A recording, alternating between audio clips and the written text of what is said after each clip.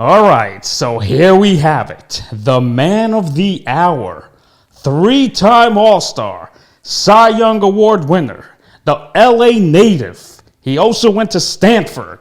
Please welcome the man of the hour, Black Jack McDowell in the house, baby. How are you? Yeah, native Californian. I like that. Native Los Angeles.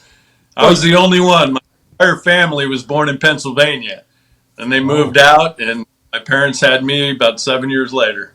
But you were at Van Nuys, right? That's where you grew up? I was there my whole life, pretty much. And then baseball moved you around. I've never really had a choice of where to live other than that, Well, because that's true. baseball's where you're going to have to live. Jack, were you always tall? How tall are you right now? I'm 6'5". Holy I shit. got Yeah, I got to about 6 foot as a freshman in high school, and then just kept going up. But I'm a tall, skinny dude. You go back and look at my rookie card. 6'4", 178 pounds. Wow, Maybe I should have been there, dude. you were a toothpick, weren't you? Yeah, I was tall and skinny, which is why I stopped playing football. I was like, yeah, I could probably do this, but if I get hit, I got nothing to protect me. Yeah, that's So true. But now here's my question. Your freshman year in high school, Notre Dame, right? yes. Okay, so were you already a stud, Jack? Were you like throwing 85? Yeah, who knows? They weren't really, they didn't have the radar guns going back then until the scouts came out and would scout you and say you were throwing some. But I threw pretty solid. I had a decent arm coming in and helped that I played quarterback for a few years and threw the football too. That got my arm strong too. But yeah, I always threw pretty strong. But like, were you on the starting team? Because Notre Dame's a great athletic school. I mean, those guys could deliver, right? In your days too. Yeah, I mean, I did well. I was made it my freshman year, but here's a funny story. Because my two brothers played there 7 and 8 years earlier, and they were both infielders that both went to USC as infielders, and I was a two-way guy. I was an infielder and a pitcher. Well, when we got that, the head coach, varsity coach, didn't allow two-way guys. So I came in and I had to play. Well, had to play. I played shortstop only my entire freshman year, No way, and then shortstop. Wow. and started teaching there and coaching JV. So the next year, sophomore year, on JVs, I got to do both. So that's what I, got to do for the rest of the time. So your senior year, you guys won 27 games in a row? Yeah, it was crazy. We were an unbelievable, great team. So that's 3 months of high school baseball without a loss. It is. It was nuts. It was absolutely nuts. Our only loss was in the semifinals. Waiting, if we would have won the game, we would have played in Anaheim Stadium that year. Was where the CIF championship was. That would have been really fun. We missed out on that. There's no. It was just like old school little league. One loss and you're out. Yeah, I mean 27 in How a much? row? Wait, say that again. I lost you. Say that again. Oh, it seems like nowadays in a lot of stuff they're letting it go, and you have to lose two games to be out of a postseason thing, or the All Stars in Little League and stuff like that. But back in our day, Little League, if you lost one game, you're done. So if you went to the Little League World Series, they were all undefeated by the time they got there. Right, right. Jack, when you were in high school, did you play against any guys that made it to the big leagues too? I think Saberhagen was in around that area, was he? I got to play Brett. He was 2 years older than me. Oh, okay. Played against each other one time, but it was just American Legion during the summer. American Legion ball, and both of us were playing shortstop the whole game. Neither of us pitched. Both of us played shortstop, and that was it. So you got drafted after your senior year in high school, right? Yes. But you declined.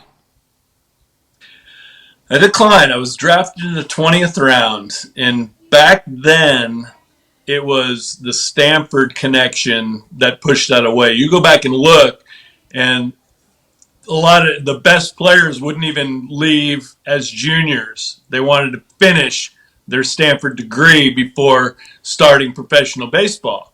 So also, if you were going to Stanford, they figured that you wouldn't sign either, and that's why I got drafted so low down in the 20th round. But then that summer, I had a great summer with the USA 18U baseball team. Like, was the best I ever played in my life. And I thought that maybe the Red Sox would come back at the end of that and up the ante a little bit, and they didn't. So, ended up going to school. Now here's the thing. I know USC had a legendary coach there, right? At your time, I mean, Oh yeah, right. even your brother won the College World Series with them, right? Yes, In the '70s, late '70s, something like that. he won in 1978, which is kind of funny watching the playoffs, the football playoffs, and seeing Anthony Munoz because he was on that team. He and Anthony Davis were both on the 1978 national championship team at USC. Anthony was a pitcher. Oh wow, that's great. But here's the thing: before you committed to Stanford, right? You had the USC legendary coach say, "Listen, you come to my school, all right? Tell me that story." Well, he did, but he was leaving. We didn't even know who the new coach was going to be. So obviously he was recruiting me for a couple of years, but then retiring from his job. So I'm like, well, wait a minute, I don't even know who's coaching here. So I'm probably going to end up going to Stanford, and have that that's the best overall thing it looks like right now. And also, was recruited just about by every Pac-10 team. Arizona State, everybody. Went to But A-State and go ahead. went on a trip there. And Barry Bonds was the one who took me around and was telling me all about the program and how good it was and all that. And then ended up going to Stanford and having to face him the next year. Jack, look at that picture of Bonds. Can you see it? Look at that. Right. So what did Barry Bonds tell you at Arizona State University? Like, he gave you a tour of the school, right? What did he tell you? Well, he told me that the baseball part of it was just like pro ball. It was super great, and it was really important to the school, so it was really cool to be there. And, yeah, it was cool. It was cool hanging out with him. And I've told this story a billion times, but probably people listening right now, a lot of them haven't heard it. But every single game that I pitched against Barry Bonds in college and in spring training, because he was National League, I was American League, before they were doing the cross stuff and playing it. So we only played them in spring training. And it was a few times. Every single game I faced him, he hit a home run off me. Even in college? Yeah. Every game? Yeah. Every game I faced him was a home run. But here's the thing. Before with Barry Bonds, the head coach, I forgot his name at Arizona State. You were this close going there, but he actually gave you advice, and he told you, know what? If I have a son and he was offered to go to Stanford, I'll tell him to go to Stanford. Yep, he told me that, and I don't know if that was because he really didn't want me coming there or what, but he did tell me that, dropping me off at the airport after the trip there. Oh wow! So then Barry Bonds, did he hit a bomb off you at Stanford too? Like, was it a bomb? Yeah, well, that was my freshman year. I started out as just a midweek starter because we were number one in the country going into the postseason that year. So my freshman year, I came in and I had to scratch and claw to get myself into that because we had a lot of good arms, a lot of good people. And the first weekend game I got to throw was against Arizona State. As we were getting beat by a few runs in like the second or third inning, they brought me in relief. And the only run I gave up was Barry taking me deep, probably 480 feet. Anyone who's ever seen the Stanford Stadium, okay, it's 400 to straight center. And then it goes uphill a little bit, actually a lot of it. And then there's a flag, and then there's another fence up there. And then it goes to a practice football field behind it. He hit one that went almost to that fence. And I think now, and I'm like going, that was like 480 feet. That was crazy. Was that the only guy that? But out during the game, and that's the other part of it. He got a home run off me in every game, and I struck him out at least once in every game that I faced him too. But if you think about it, if you're a hitter, home run versus strikeout, I'd take that every time. Well, yeah, of course. That's hitter winning. What with Barry Bonds, like pitches you couldn't like? Did you try to throw him off speed pitches? I mean, fastball. You know he's looking for a fastball, right? You just did what you did. You just pitched, tried to get him, but he was pretty darn good. He squared up he squared up just about everything. I think everyone saw that over the course of his career. He just could do it. Your sophomore was it your sophomore year? You guys won the College World Series? No, it was my junior year. Oh, it was your junior My year. sophomore freshman year, we won the regionals, went to the World Series, and I won the only game. I beat Arizona in the World Series as a freshman, but we got beat by Miami twice, and they ended up winning the whole thing. And then sophomore year, we lost to Oklahoma State in the regionals at their place, and we celebrated it the next year, saying, "Hey, we're gonna win the national championship this year." And someone who was with us just said, "Yeah, and we're gonna beat Oklahoma State." And everyone kind of laughed because you don't know who's going to go to the World Series also. Right. And we ended up at Oklahoma State. That was the best cheers we'd ever had. But you know what's crazy? Robin Ventura that year, he had a 50-game, 8-hitting streak? 58, and the first game that we played them, they beat me up pretty decent. They knocked me around pretty good. They had a real good team. But we got him to go 0 for 4. So you ended it.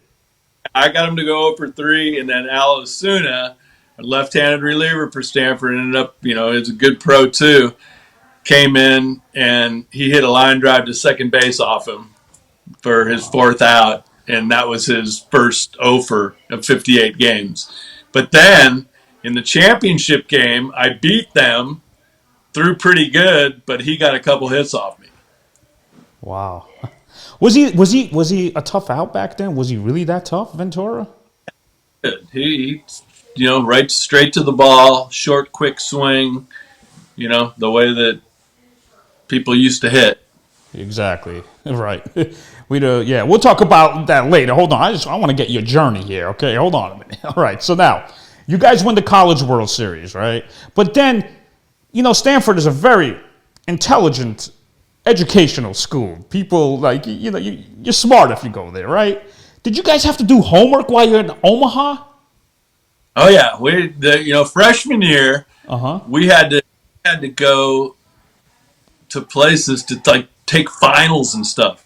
And flying back after winning the national championship and being drafted my junior year, I had to take 2 finals on the flight back. What? It was crazy, yeah. But hold on, how do you take finals? Do you have somebody right next to you? Stanford sends, what do you call those people? Coach Marquis is right there. He had it sent to him, laid it down in front of me, and had to sit there and watch me do the test. So you couldn't use your optic nerves peripherally somewhere, like if you needed an answer? Well, that's the thing. Computer was just starting back then, so it wasn't like we could cheat on our phones like it happens so easily now. Right.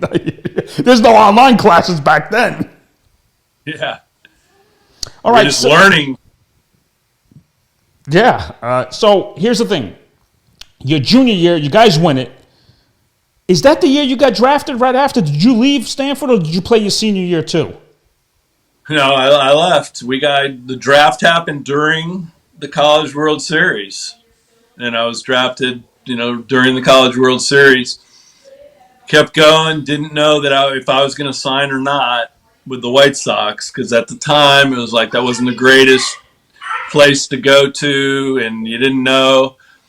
And as a 5th overall pick, they didn't have the same amount of money as the other guys got, close. And so I didn't know whether I was going to actually sign or not, or go back to Stanford and keep trying to win. And the thing that I lost out of it too was being able to go to the Olympics in '88, which lost me a gold medal, which would have been totally cool. Do Jack, But I hold on a ended minute. up, Jack, I'm interrupting you. Just stay a little center. Go to your, I guess your right a little bit. There you go. Yeah, there you go. Go ahead. So continue. yeah, and so that, I just kind of waited. Didn't know if I was going to sign, and then ended up signing probably a couple days before the end of it when I was going to possibly go back to school. And signed and went and played for him that summer, the end of summer. So what'd you buy? First paycheck you got. What'd you get? Car. Car. Okay. Which one? First car I had that I had through my whole college was a car that we bought for $500. It was a '73 Nova that actually caught on fire on the way home. Oh God. Okay. And so it was an old beat up car, but it was cool. And so I ended up getting a new car. That was the first thing we bought. Well, Because Griffey was the first overall pick. And it was like, let's see, was it 250 grand I think he got? that was in '88. You got drafted. Or '87. Sorry. 87. '87. Okay. So Griffey was the first round pick. Who else was a first rounder there? I think Albert Bell was a second rounder. I remember that. Yeah, I'm not sure if he was 87 or not. No, he got Albert. drafted that year. Yeah. Yeah, he got drafted. Well, Who were the top 5 guys in your draft? oh, God, I have to go back and think. It was, I think the second pick didn't even make it to the big leagues. no, that was a Pirates pick. I forget who it was. Willie Banks, I think, was third or fourth. Okay. So, what about the Junior Olympics? Did you face like Larry Walker too back then? Yeah, I got to face the Canadian team. Yeah, there were, and a funny thing about that Canadian team back in '84, they were all left-handed hitters. I faced an entire team of left-handed hitters, but it was my best baseball game ever in my life. I struck out 18 guys and went 4 for 4 with 2 doubles. Wow, Jack hitting a baseball. Look at you. Yeah, well, I was a two-way dude, man. Oh, I hear Two-way you. guy in college. Were you a hit machine? I was okay. I look back now, and with the difference in the strike zone in the National League during my career, and the way that I could swing the bat and help myself win games that way also, because maybe I could be better than the other pitchers, probably should have went to the National League at some point. Yeah, probably. I mean, you probably pinch hit most of the time too in the National League, right? I gotten that far, but if you can swing it in the National League and get stuff done, put the ball in play, move guys over, be a good bunter or guy on third, and you can drive him in, then you can win games if you could do that. And so I would have had the talent to be able to do that. Jack, was Larry Walker a stud too back then when you were in Canada for a couple when you played there? Well, they were pretty solid. I was on fire that game, so I couldn't tell. Don't threw you a wish shutout with. Wait, say that again? Said I threw a shutout with 18 punch outs. Wow. So good. All right, so that year you actually got called up. So you were in the minor leagues for only 3 months, right? Barely 3 months. So you got called up in September, right? Really a little over a month. Wait, hold on a minute. Say that again? It was really just a little over a month because I didn't sign until the end of July. Oh. So I went to rookie ball just to make sure that I was ready to go. Did some work, got a start there. Then they sent me to Double A, and I got like 1 start. And then we went to the playoffs. I got like 2 or 3 starts there. So it was the end of the season, in August, and then called up to the White Sox. So you made the 40-man roster in September, right? That year? That year, yeah. So what happened? They're like, okay, Jack, you're going to Chicago. I mean, were other players in the minor leagues kind of like hating you in a good way? Like, yo, this guy, we've been there 4 or 5 years. We didn't even sniff the big leagues. This guy's been here for like a month and a half, and he's in the big leagues already. I don't know. You'd have to ask them. I don't know if any of them were frustrated with that, but went up there and did pretty good. So, White Sox didn't get that part of it wrong. Well, yeah, absolutely. So you had to face the Minnesota Twins, right? Your first career big league start. The World Series champions that year. Were you nervous? Well, it was a little different. It wasn't really nervous. It just was, it's just baseball. You just do what you do, and Yeah, but you got like Kirby Puckett, you got Herbeck, you I got had studs. I had all those studs in there. Kent Herbeck, you got all those guys, man, and did pretty good against them. Threw 7 shutout innings, and I think looking at that, and then they go to the playoffs.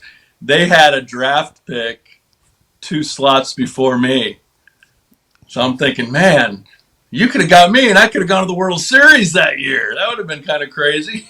Wow. Yeah. And they won it. Jack, when did you feel like, I'm assuming 89 season, right? You come up. No, 88, sorry, 87, 88 season was your first full big year, right? Yes. When did you feel like you were confident, like, yeah, I know how to pitch. I know I belong here. I know I could be consistent. Well, I would say that by the time I got out of college, I knew that I had a shot to do this, and that my potential was there, because so many guys that I pitched against in college were already in the big leagues by the time I got out. And so it was like, okay, I already got all these guys out and I pitched it, but they're in the big leagues already. So now I know what the level is, and I guess I could fit there too. Right, right. But it's so important to that people don't really realize this. But when you're in the big league level, I think 90% of it's mental, 10% is your talent now, because you're all the same. It's just who's stronger mentally, right? I mean, do you agree or disagree? Who can make adjustments? Who can, as you're going, something goes off a little bit, you got to figure it out and move forward and keep plugging away. That is the game. That's the game. Who can make adjustments and keep doing stuff. It's not just who the strongest guys are, who the guys who throw the hardest are. That's what they focus on a lot now. But the game of baseball is a game of adjustment. The dudes that are studs can make adjustments. Right. Oh, my secondary split finger's not going good today. What can I do? Well, I'm just going to have to throw a BP fastball. I'm going to have to do this and that to get guys out. There's just different things that you have to do when certain things don't work for you. It's not like, you're going to throw the same thing out there every single time you go out and play the game. Right. It's just happens what happens. And you do what you can do, and you make your adjustments and try to keep plugging away. Jack, when in doubt, does a pitcher throw his fastball? When in doubt, it's like, if you're behind the count and it's like, you know what, I just got to throw my fastball. Well, yeah. And you try to command it in a spot based on the last few pitches, where they were, how the hitter approached to it, what you know about what they've hit off you before, all those things. And what you try to do is try to get them to just hit it not so good. Right. One of the I used to do, and I don't know whether this got focused on by anybody that played against me. I've never talked to anybody about this. It wasn't every single time, but one of the big things I used to do is, if I got behind in the count 2-0, and you knew you have to throw a 2-0 fastball and throw a strike, that was a great hitting count. So I had good movement on my fastball. So what I would do is I would throw it a little bit up in the zone so it looked like they were going to kill it, but try to get in and jam them. And that was the thing that I made got a lot of outs doing that too. Wow. And you were clocked at what? What were you throwing back then? Back then I think I was like 88 to 92 is what they used to say. That's it? 88 to 92? Well, that was everybody back then. That's true. That's true, yeah. Pitch clocked in, I forget what year, but yeah, it was 1988 was, I think, 95. And it was Plesac through 195, and that was the highest pitch. But the thing people doesn't realize is just different guns back then. And there were two different guns back then. There was the ray gun and the jugs gun. And the jugs gun, if you threw a pitch that was chest high with the jugs gun, it would read 3 to 4 to 5 miles an hour faster than the ray gun would. But if you threw a low pitch with both guns going, the ray gun would have it 3 or 4 miles an hour faster than the jugs gun. And that was as it crossed the plate is when that got recorded. Now they're measuring the ball, boom, right as it's out of guys' hands. Yeah. Okay. Oh, everyone's just throwing 100 now. Nobody who pitched back in my day could even come in. We'd get killed. Listen, I managed the Dodgers minor league team, rookie ball team. We had some pitchers that supposedly were sitting at 98 to 100 miles an hour. I stood in on them to watch them throw side days and watched and watched and watched. I'm going, this ain't any different than, me facing guys in spring training and stuff. It's all the same. It wasn't like, whoa, this is crazy how hard these guys are throwing. It's just a different measurement. But no one wants to talk about that. They just want to show how great everything is, now. The game's so much better now because everyone throws so hard. It ain't about that. It's about pitching. It's about back and forth, in and out, up and down, moving the ball to keep their swing not perfect. Yeah, well, it's like being an artist, you're drawing, you're getting things out there, I trust me, I enjoyed watching guys like you and Maddox and Glavine and Clemens. I mean, those guys were bringing it, man. I mean, they were bringing it, but they were crafting. They knew how to get hitters out. Well, you had to. Yeah. That's pitching. That's what pitching is about. It ain't about velocity and spin rate.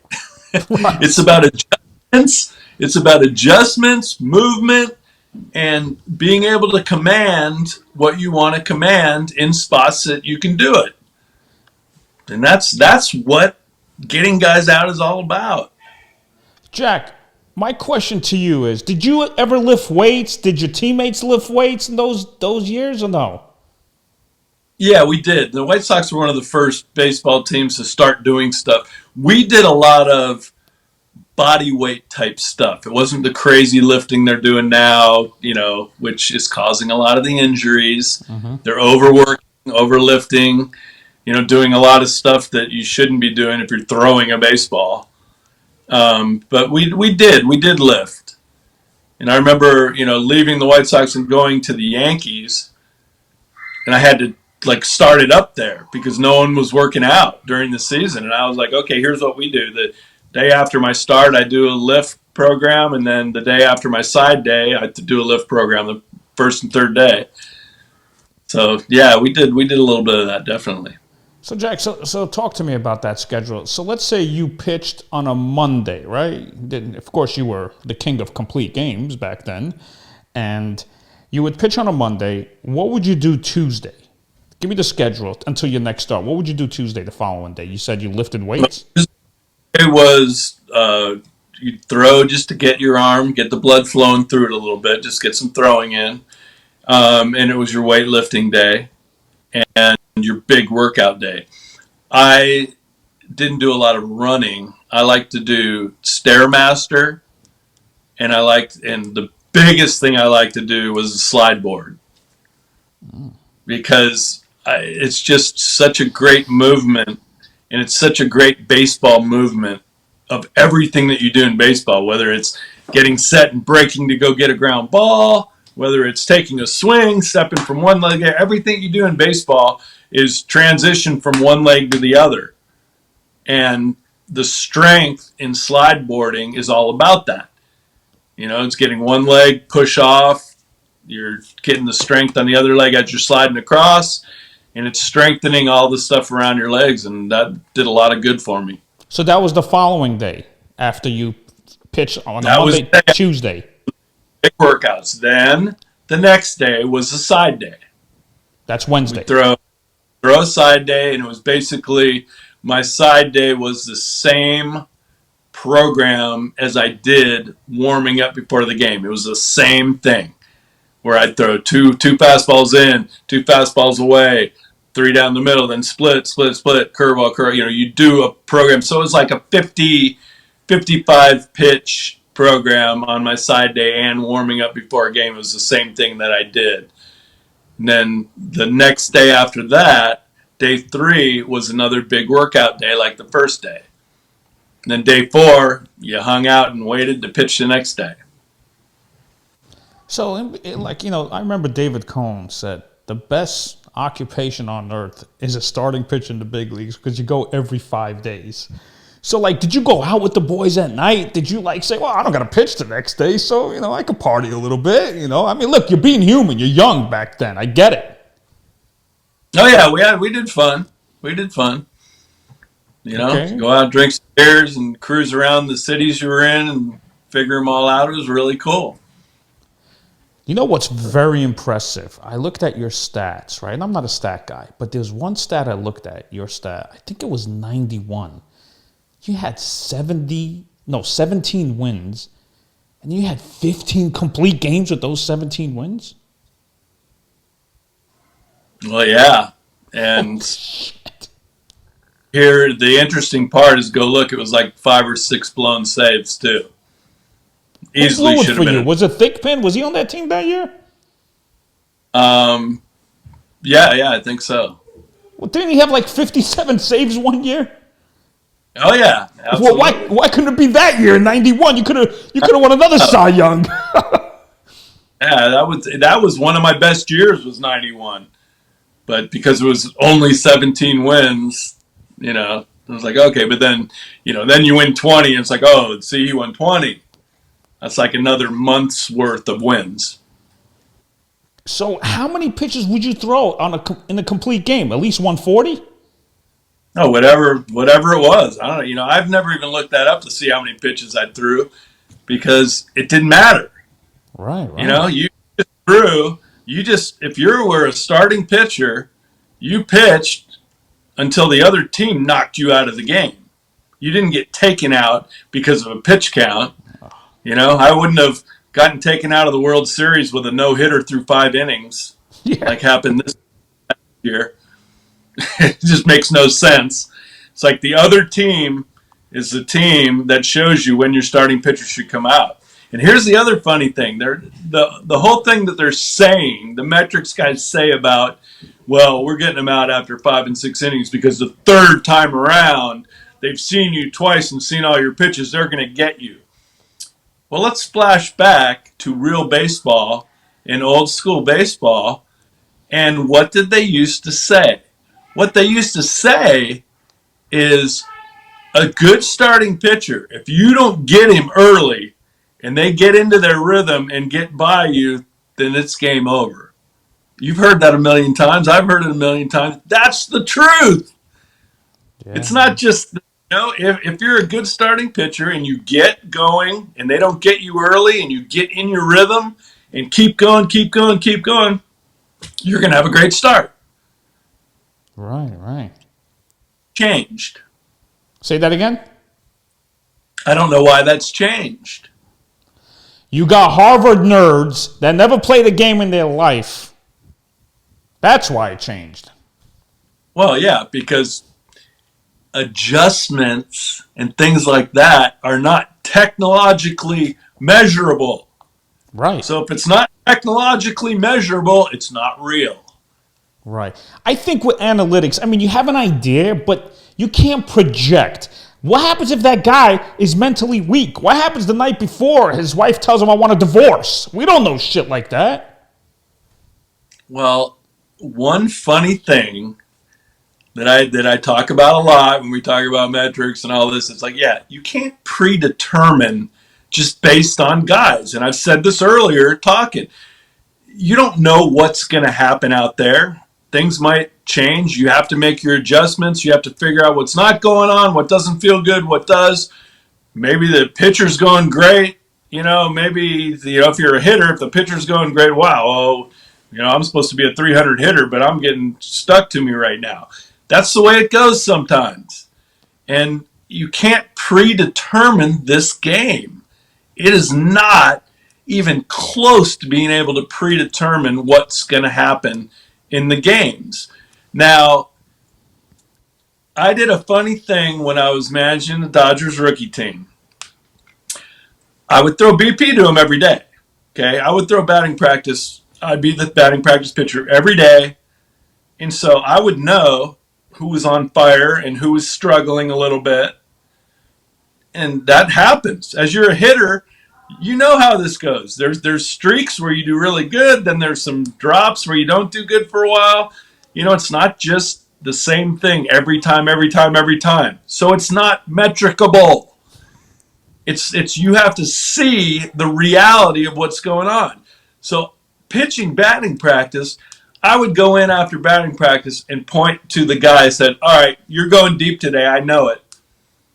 And I swear, probably 80% of the time they would go deep. I was correct. And the players were like, how do you get that right all the time? I'm like, because I'm watching you guys throw. That's like having a feel for the game. It's not measurable, but it's real. Well, Bruce Bochy, the reason he retired is because he felt like it's not, I want to go with my gut, not with the computer. That's how I always managed.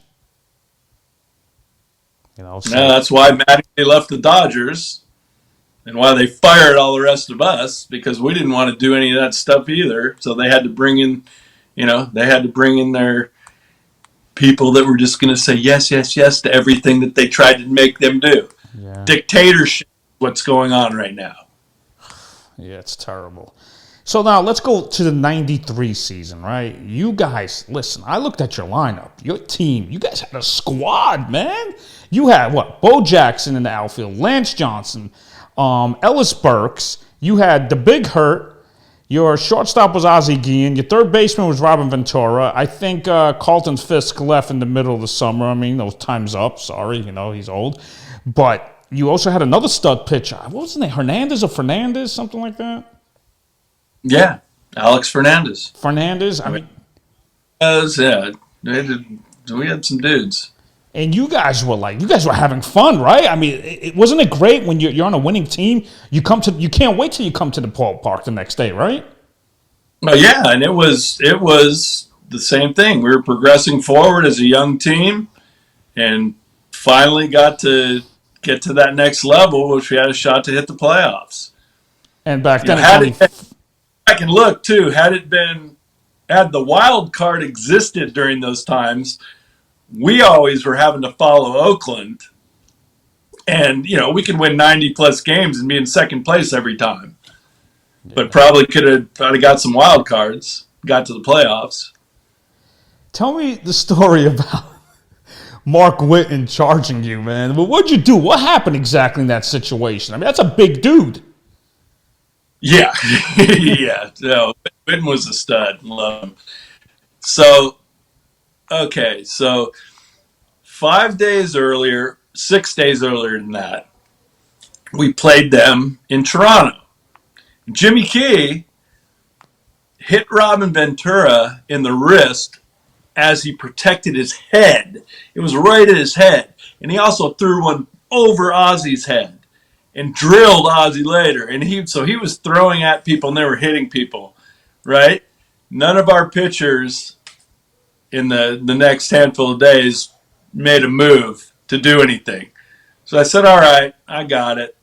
If anything happens, I'll show them that we know what they're doing, and you want to keep messing around, that's what's going to happen. So give up a home run to John Olerud, the batter before. And the next pitch, I throw one behind Whitten. Wasn't to hit him. I threw it behind him, probably like a foot and a half behind his butt. Basically trying to tell him, okay, you guys want to keep going this direction where you're just throwing at our guys and hitting them? Well, guess what? We're coming too. So then he didn't even get hit, and he came out to get me. Wow. And like, were you like scared shit when he was charging you? Come on, Jack, be honest. That's a big Uh, dude, man. Airford and wasn't ready. Yeah, I'd never had anyone charge me before. That was the only time in my career anyone ever charged me. I have a feeling that Alomar was your toughest hitter to face. Yeah, he was pretty tough. Now I haven't scratched up all the numbers to see if there were better averages and stuff, but he was crazy good against me. And I think I looked his stats up against me because I knew he did really good. I think he was in the 400s. 400? Yeah, he hit in the 400s against me. It was crazy. You just couldn't get him out. Not very often. And Well, funny thing, that's baseball. I could get him out 6 out of 10 times, but he got hit 4 out of 10 times, and he's a star. no, that's a superstar, man. That's Ted Williams talk right there. Now but Jack, like your split is nasty, right? Now, I played college baseball down in Florida, small school, Palm Beach Atlantic University. I had a scholarship and everything, but I never faced a splitty. So what does a split do? What pitches are similar to? Is it like a slider? What is it?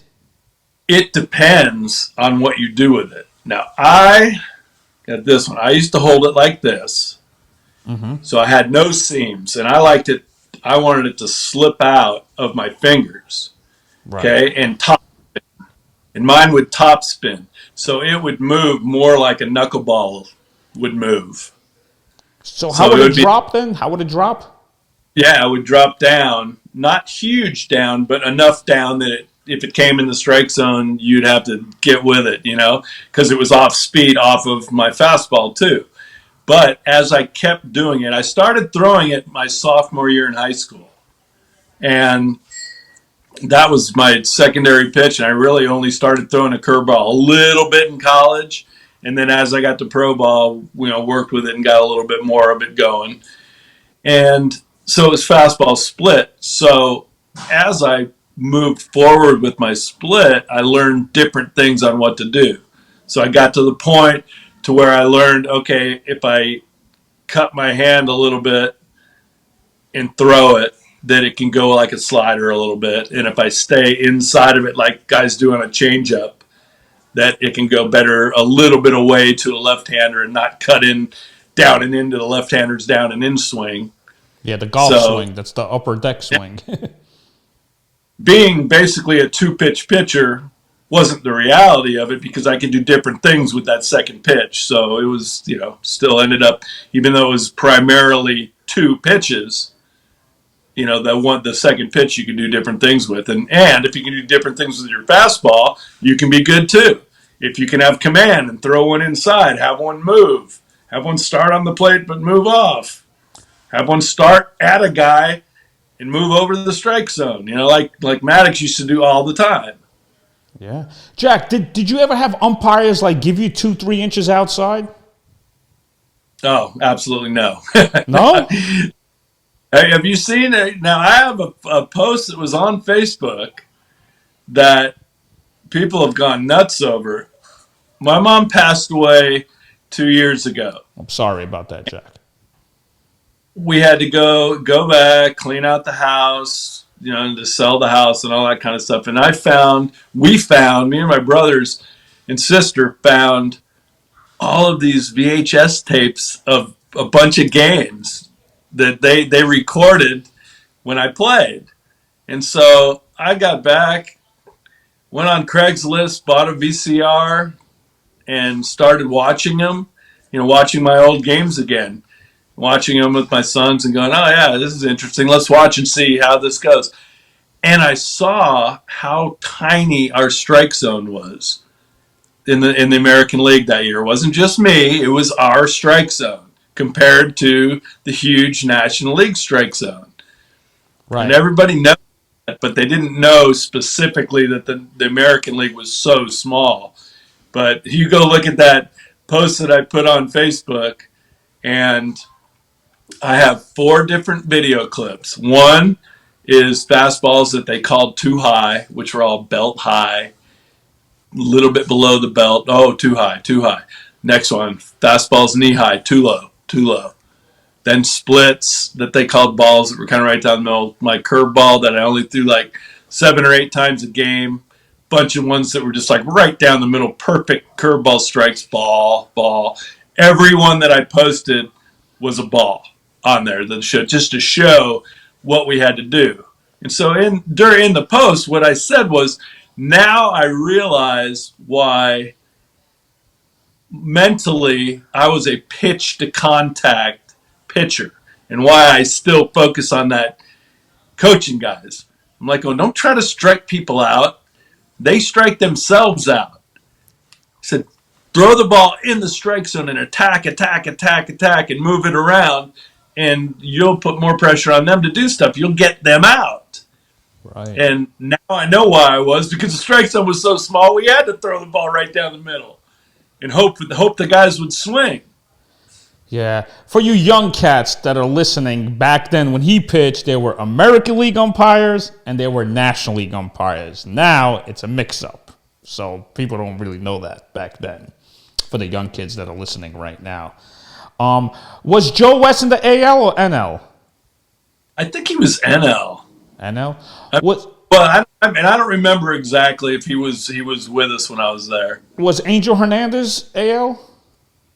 I don't know. Oh, okay. Were there any favorite umpires, Jack, you had? Like, oh, we're gonna be out of here in 2 hours, 2.5 hours. I didn't really even pay attention to it. Just went out there and whatever happened. Right.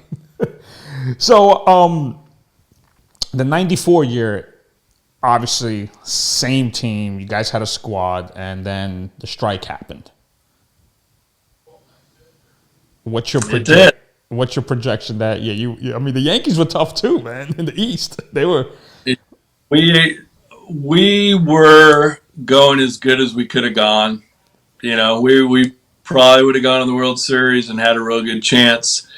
And you know, because the year before was the first time that our young team got a chance to go to the playoffs. You know, we lost to Toronto, who was a crazy stud team. But, you know, we learned things about mentally preparing and, you know, not getting overhyped for the playoffs and just playing it like a game. So that next year would have helped us out. And we didn't get a chance to go because the season ended.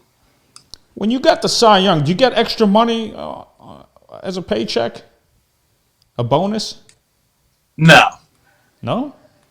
No, you just, no. We What didn't about- have there because I never signed a contract or got offered a contract from the White Sox. I got taken to arbitration 3 straight years. So all arbitration is boom, there's your amount and that's it. It's not like there's extra stuff put in. Oh, if you're an all-star, you get $50,000. If you win the Cy Young, you get this and that. No, it was just what we got paid. And even as an all-star, you just got paid. That's it, right? There wasn't no bonuses. Yeah, there wasn't any of that stuff in there. I don't know if anybody back then had that kind of stuff. Right. Well, you know, like, you know, I'm older now, so I see all these, you know, they get extra 100,000 if they make the All-Star, or they get this. If they, you know, they make a wild card, they get this amount. Then if they make the playoffs, they get more. And then you get to the World Series, you get more. You know, that's what I see now. I'm like, damn, all that money? Well, you did get money if you went to the playoffs. Oh, you did? Yeah, so that was cool.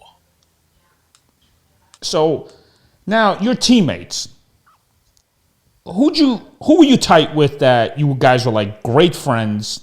You would go out together for dinners, go out on the road, you know, whatever you guys did. Who was that guy?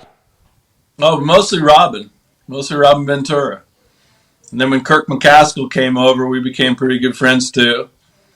And then we ended up living near each other at the end of our careers out in San Diego for a while until I moved over here to North Carolina, going coast to coast. Wow, from the nice, beautiful weather to, I mean, it's a nice in North Carolina, don't get me wrong, but, you know, where you're at, it's all year round.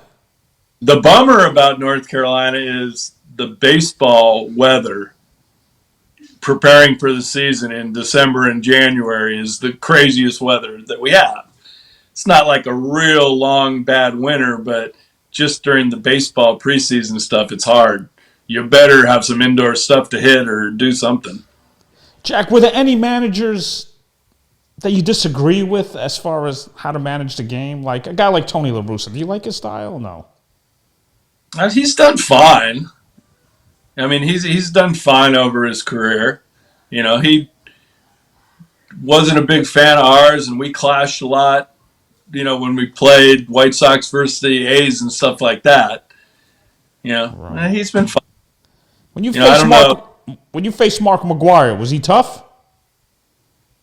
Yeah, you know what? I started off crazy good against him. He started off against me 0 for 30. And so I used to get him out all the time and knew how to do it. Then he comes in when I was with Cleveland, and he had changed his batting stance. He was just standing tall for all those years that I did pretty good against him. But then all of a sudden, he's down a little lower. He's covering the strike zone a little bit more with a little more strength, and he started getting me real good. So his overall stats, towards the end, they'll be pretty solid. But the starting, I had him good for the start of it for the first couple of years. Wow. Who had the shittiest mound out of all the stadiums that you felt like, oh my God, guys, fix this mound? It was either Milwaukee or Detroit. Milwaukee had a bad one. I don't know what was different about it or what was going on, but if you go look at those years, there are a ton of guys who blew their arms out with the Brewers. And I think it was because the mound was weird. Something was different about it. Because you throw there and wake up the next day and be like, oh man, I am so sore. It was just something different. Right. And Detroit, Old Tiger Stadium, and I haven't heard any other pitchers talk about this, but if you were to go ask Carlton Fisk, we used to laugh about it all the time. Home plate was off center from the mound. What? It was correct. Like we get there and I go, how am I supposed to throw an outside fastball? It's like 2 feet over to the left. It was really weird. There was a lot of weird stuff at that stadium. Wow. So, like Ozzie Guillen, was he a good teammate? The Big Hurt, Bo Jackson, did you guys ever hang out together or? Yeah. We were tight as a team. We were solid. We had a pretty solid team. And yeah, those guys are always very cool. Was Ozzie loud like when he was a manager for the White Sox and the Marlins? Yeah, he liked chirping at everybody. He definitely liked going at it and liked competing. Did a lot of talking. Jack, That's the way it was. can you smell hitters that aren't confident, like their body language, and they come up to a bat? You got the scouting report about them. You're like, oh, I'm taking this dude down. Yeah, sometimes. Like I said, it never just is predetermined what's going to happen, Right. But sometimes you can feel it. Right. And there used to be a lot of pitchers back in that day who would just stare at the guy walking all the way up to see if he would turn and stare back at you. And I know you've probably heard Alex Rodriguez talk about that part of it too, because I've heard him talk about that too. Yeah. It was the staring back and who's going to have the energy that's going to get it going. Yeah, it's like a UFC, when they do the weight. They look at each other, right? Like, Yeah. all right. Let so many pre-fight fights. Right.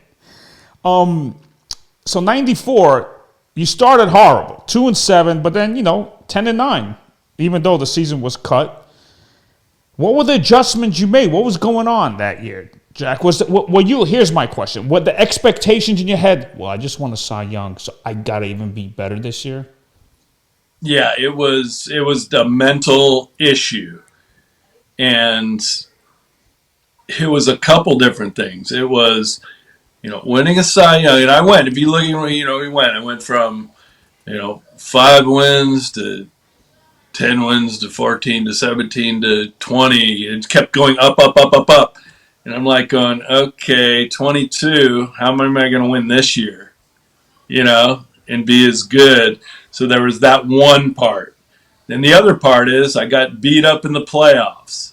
So that's a very frustrating part and very like, oh man, now what am I going to do? Try to get better. And then being taken to arbitration for the third straight year and having them talk negatively about me, to the arbitrator, trying to get them to go for the lower money. It just made no sense. And so, yeah, I was kind of frustrated having to come back into all of that. Started out horribly and just had to mentally get back into it. And once I did, got going again and was kind of back to the way I used to be. So, Jack, how do you do that mentally? What do you have to tell yourself? What do you have to say? Well, it's just this is the focus, Don't let the background focus be the focus. Have it be on what you're doing right now there. Don't have all this negativity and think that it was looking at end results, but you can't look at an end result of a season before the season. You just got to go pitch to pitch and go and attack, and that's what the change was. Once I went back to that, then that mentally put me back in the right place, and started winning games again. So now here you have it. You're coming to the Big Apple. How did that happen? Chicago gave up on you? They just said, you know what, it's time for you to go? Yeah, during the strike. Now, how old were you at the time? Oh, what was that? 94. That would have made me 28. 28, and they let you go? Oh yeah. Did you take it personally, Jack? Were you like, damn, I gave my heart and soul to you guys? Well, one of the biggest mistakes I made in my career, which didn't look like it was going to be a mistake, was leaving the Yankees after 95. One of the reasons was to go to the Indians to be able to kick the White Sox butt and keep them out of the playoffs. That was one of the pushes I wanted to do. And the Indians had such a great team that I thought, okay, we got a real good shot at being, a great team. So let's do this.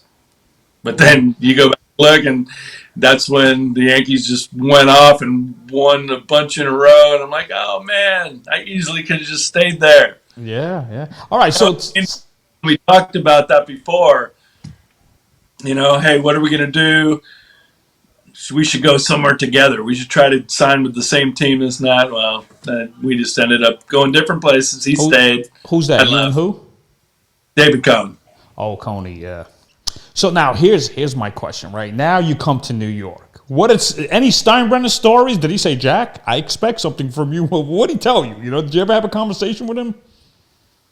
Well, the first conversation I ever had with George was about the beard stuff. Because I walked into the clubhouse, Buck Showalter had to take me into his office, and I walk in there, and he's got a razor and shave, and he says, "Hey, we got to shave your goatee off." We had to do that the first day of spring training, and a couple of the players went up to me and said, "Hey, because you're the goatee guy, we have a chance of changing the rules." And they wanted to do it. It was Bogsy and Mattingly both wanted to have the freedom to do what they wanted to do, which is, grow a beard sometimes and do that. And so I actually went and asked George Steinbrenner.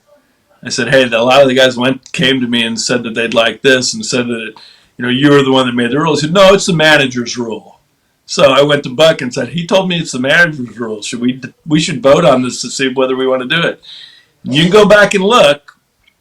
First part of that season, I had my beard back. A couple of the other guys had them too. The only time in Yankees history that there have been guys with beards was 95 for a few months.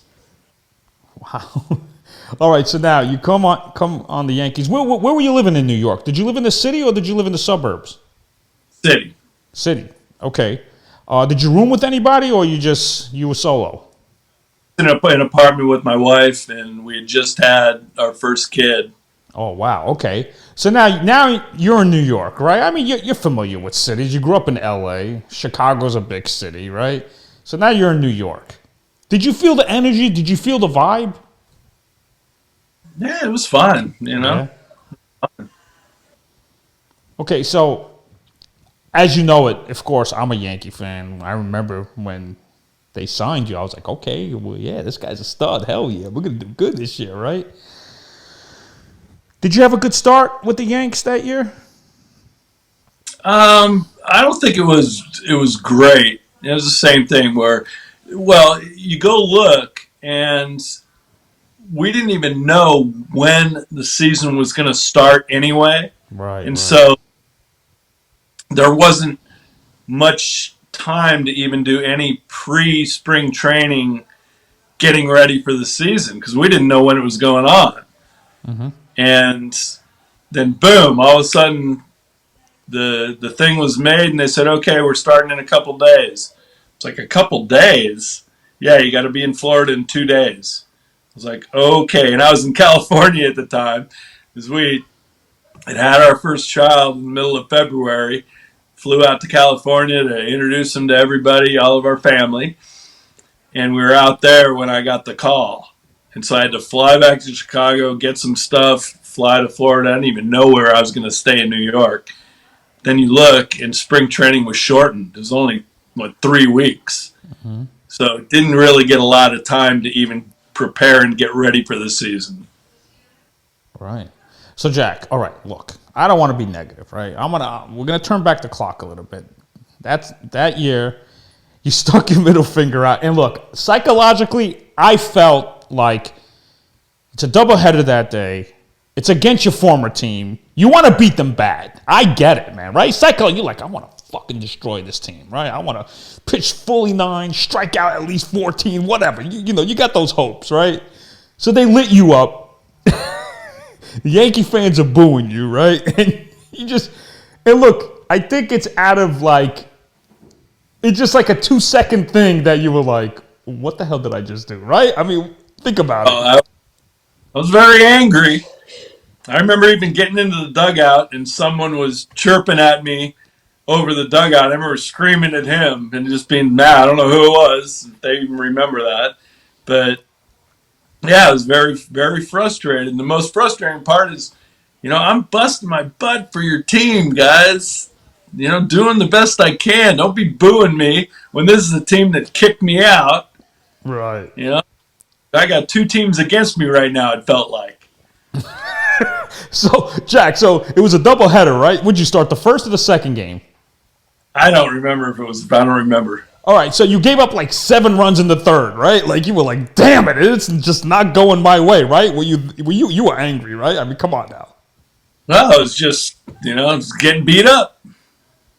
Just getting beat up, which happens. Sometimes you go out and you can have a great game. So now you know how New York media is. The next day, what happened, Jack? Headline news everywhere of you, right? Daily News, Newsday, New York Post, Baseball America. What else? We got all USA Today, right? You got that picture, I guess, right there, right?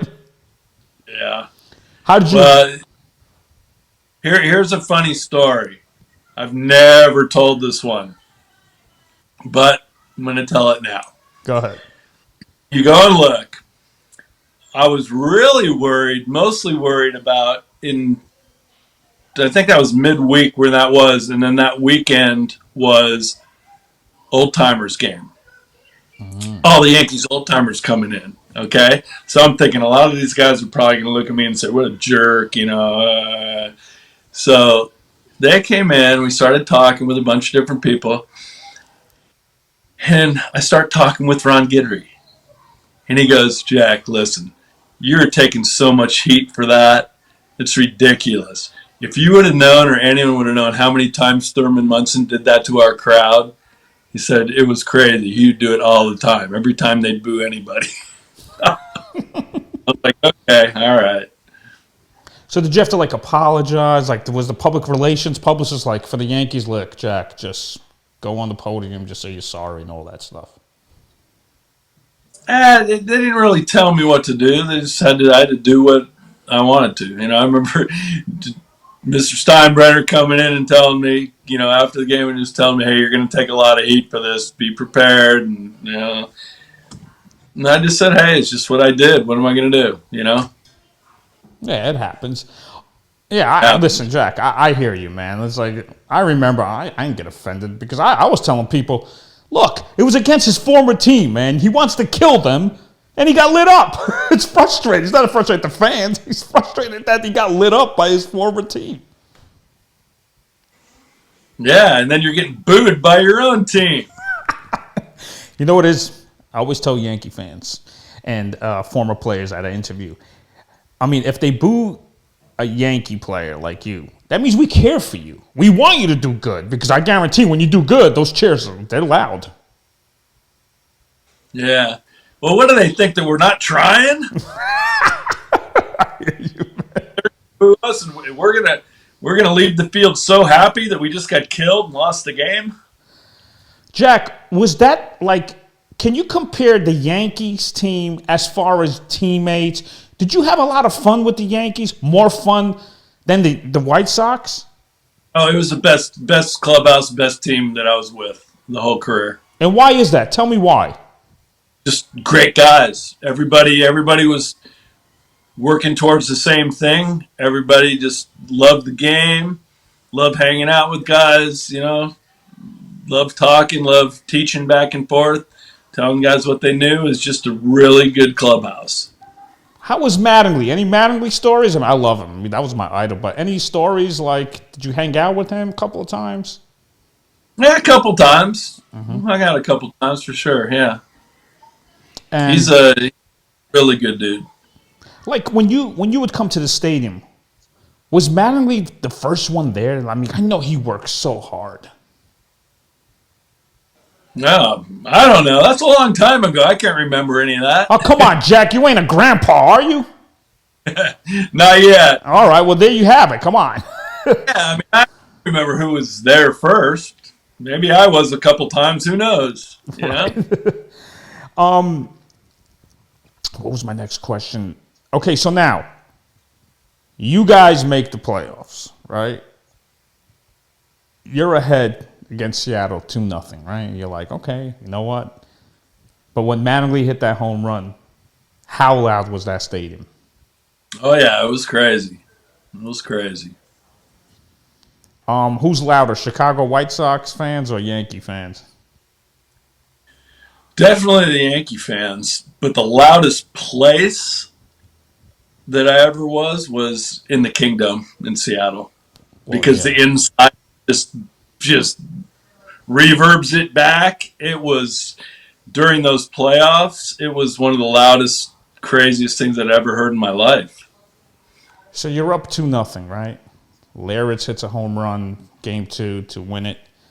You go to Seattle. You guys are feeling good. You're up 2-0. All you need is one more. That's it. Okay, they beat you game 3. All right, no big deal. When they beat you game 4, was there a little panicking going on now? Like, oh shit, it's tied up now. Now the game 5 is do or die. I mean, kind of, sorta. I mean, it wasn't like that changed anything up. You know, you knew you had it.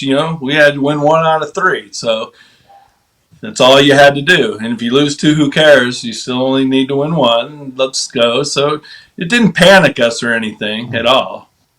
Was Buck Showalter a good manager? Oh yeah, Yeah. yeah. I'm really interested to watch this year how it goes with him. Whether they're going to try to dictate the metric stuff to him, or whether he's just going to be able to manage real baseball. So game 5, you come in the 10th. You talk to Jimmy Lariats. You're like, Jimmy, I don't think I have enough fuel in my tank right now. Was that true? Because you pitched 24 hours earlier. No, I came in. Well, I came in the 7th through 3 innings that game. Oh, I thought you came in when it was extra. I don't think so. No, you came in the 7th inning? I think it was the 7th. I don't think it went extra innings, did it? I think so. No. No, it didn't go extra? All right. So how many innings did you pitch that 3. 3 innings, 3 right? innings. Did you have fuel in your tank? Were you like, okay, I could still do this? I was fine. Oh, I mean, I okay. came in, and Mariano Rivera had came in for him. He had two runners on base. Came in there and struck out Edgar, struck out Edgar Martinez to get out of that inning. Then threw another shutout inning, and then the inning after that's when Joey Carr got the bunt to get on base. Griffey had the ground ball up the middle that got by, and then a double ends the game. Right.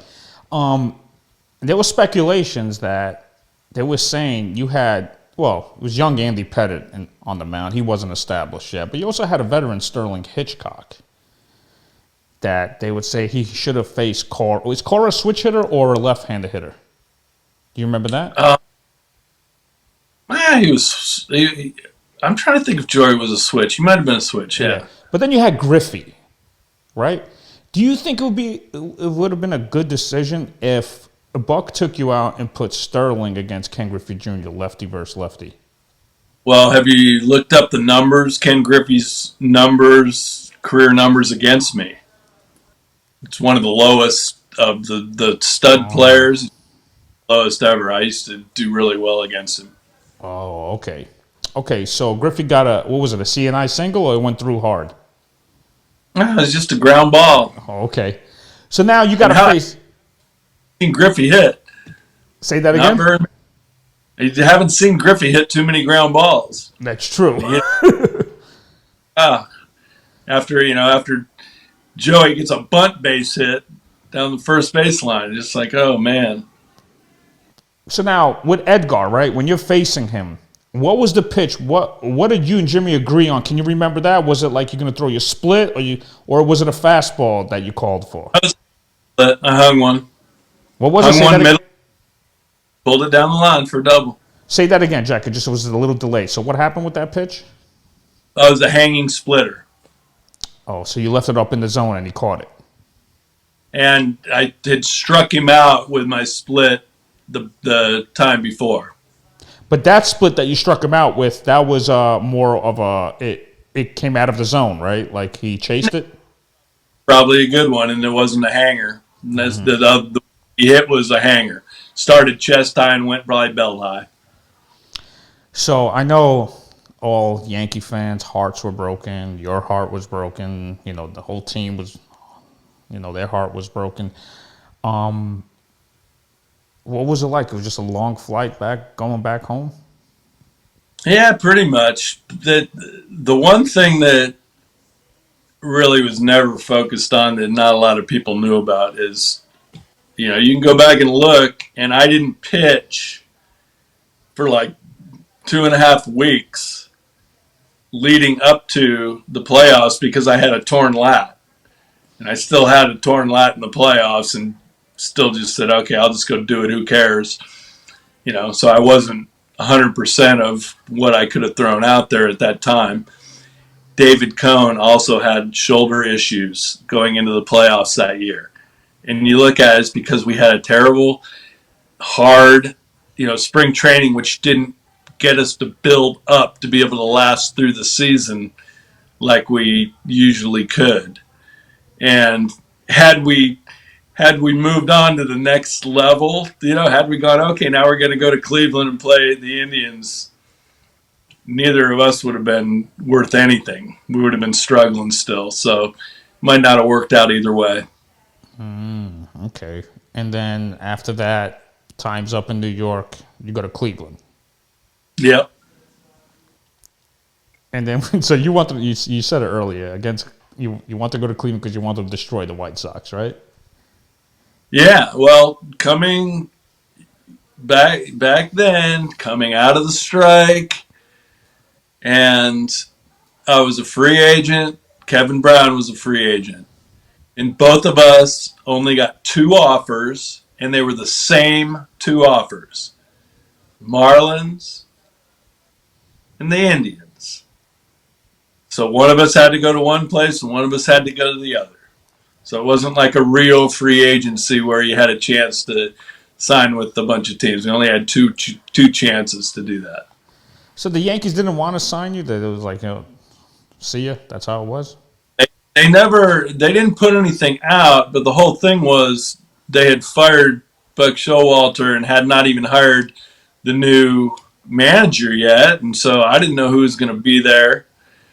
Didn't know what was going on, and got these two offers, and I said these are the only two offers. If I don't sign quickly and they're gone, what am I going to do? Right. So I had to kind of make my decision quickly.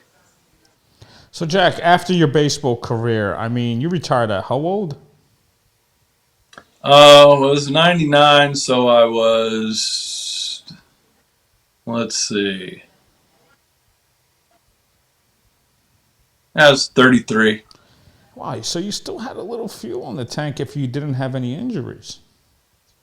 Yeah, if I didn't get miscut by the doctors. Well, what kind of That was surgery? career as I had a surgery that didn't need to happen. Looking back on it, they didn't need to do it. They didn't even know what they were going in for. And it was just a nerve issue that I had from my neck now that I know that. But they thought it was some weird thing. It was like on the top part of my elbow, like a tennis elbow spot. It's not a pitching thing. It was weird.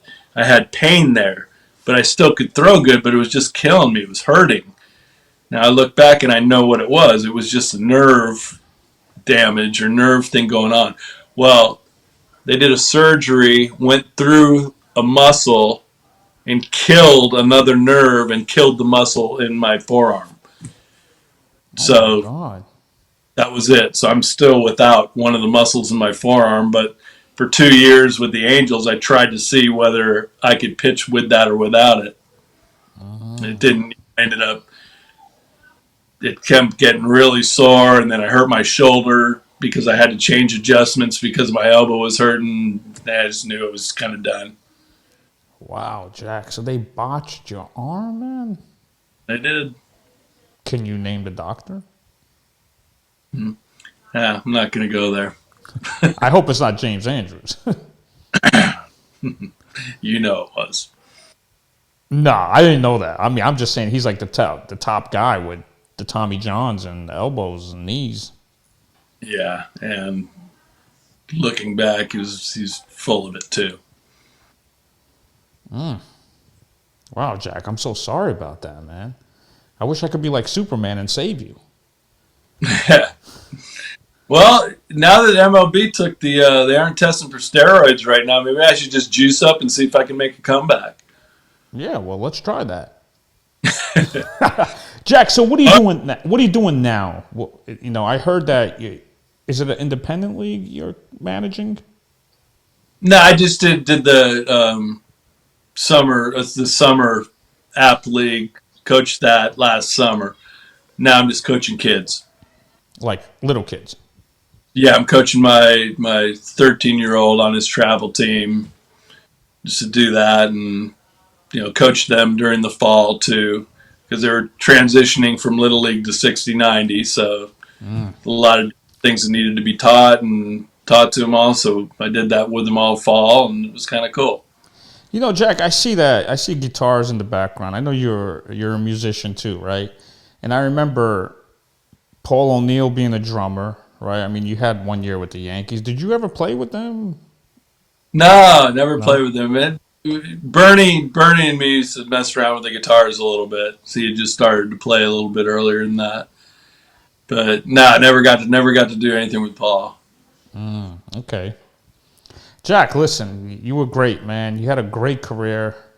I'm sorry that your arm didn't go well with the surgery, but if you had a successful surgery, I could see 4 more years at least, right?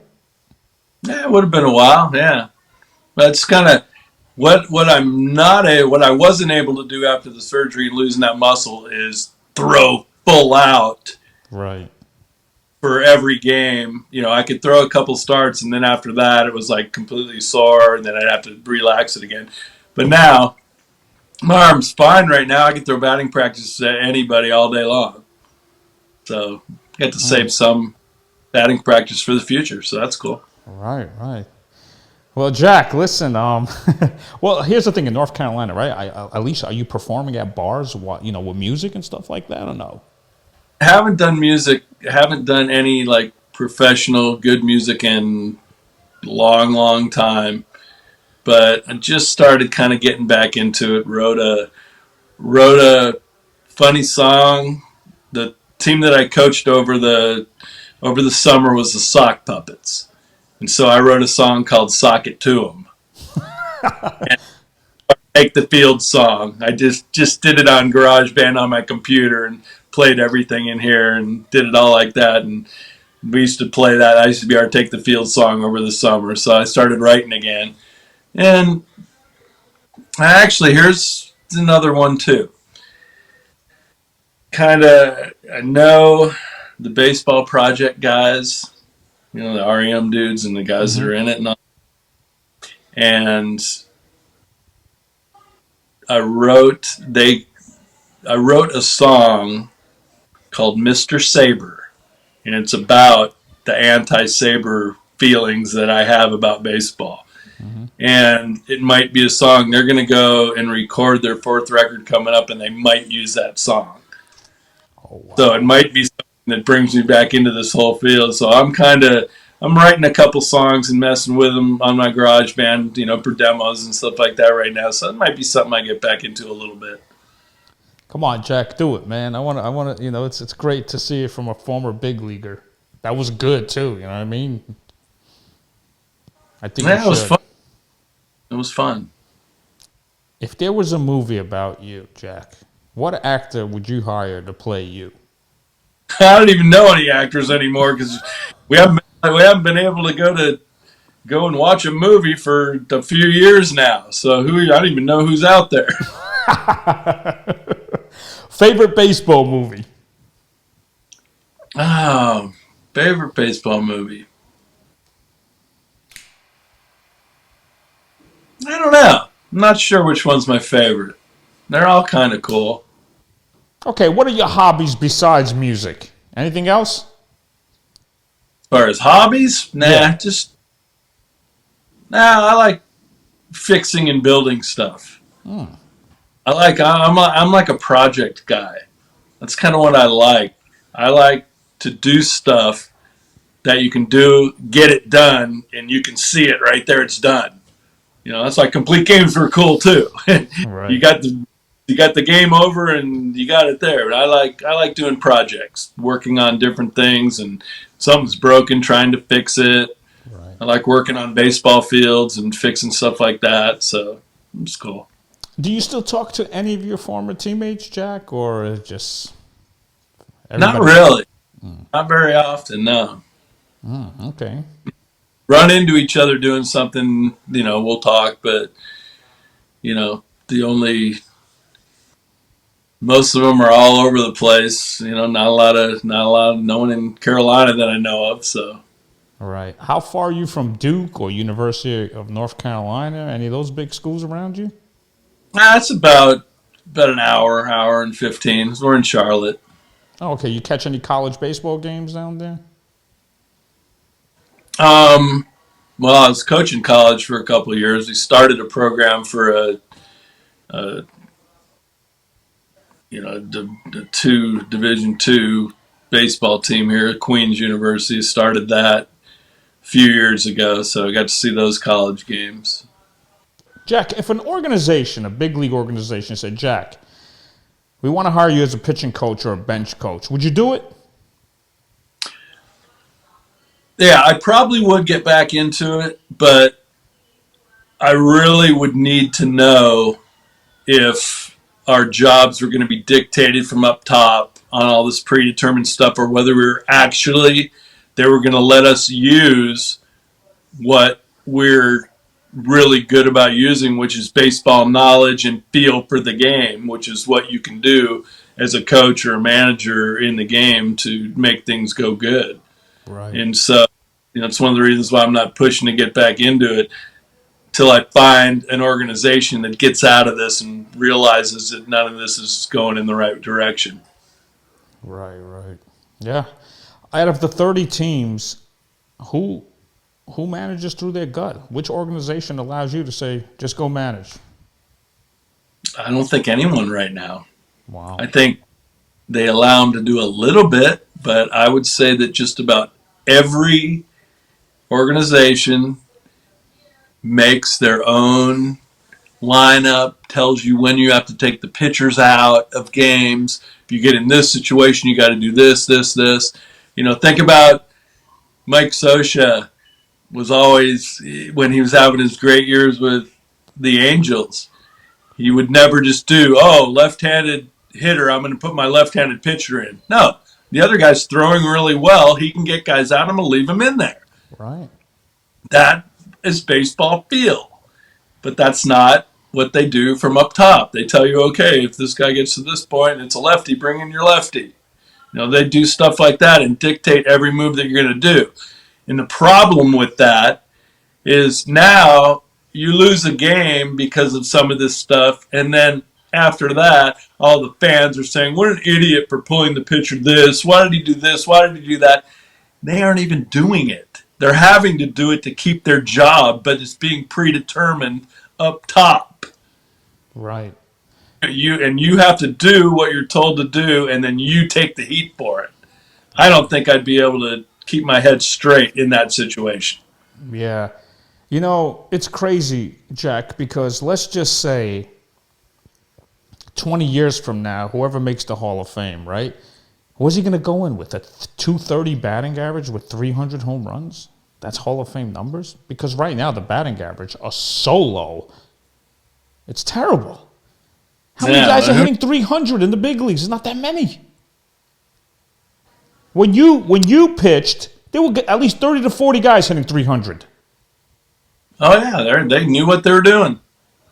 But, what's your answer to that when it comes to the Hall of Fame 20 years from now? A guy's going to get in with a 220 batting average and 350 home runs, let's just say?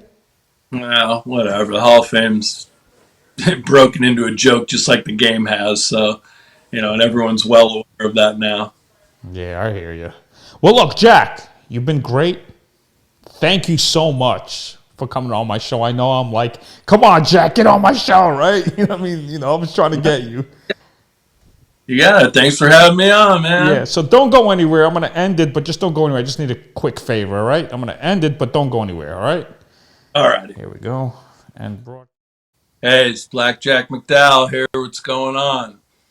Hey, jump in on Eddie Mata's YouTube channels and get in there and be a part of it. It's good stuff.